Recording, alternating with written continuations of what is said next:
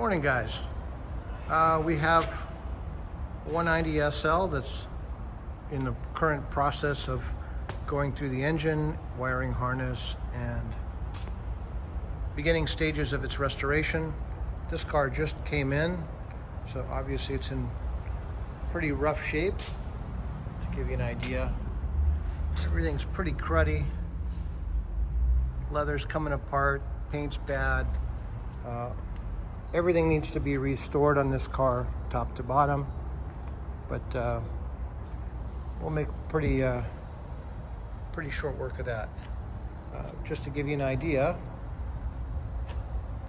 this is what they look like when they're done. So it's before and a finished car. So this car we just finished up. We've got to do a few more little minor tweaks.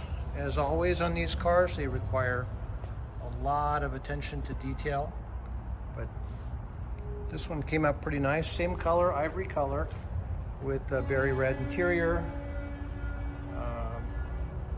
It is just about ready for the customer to come pick it up.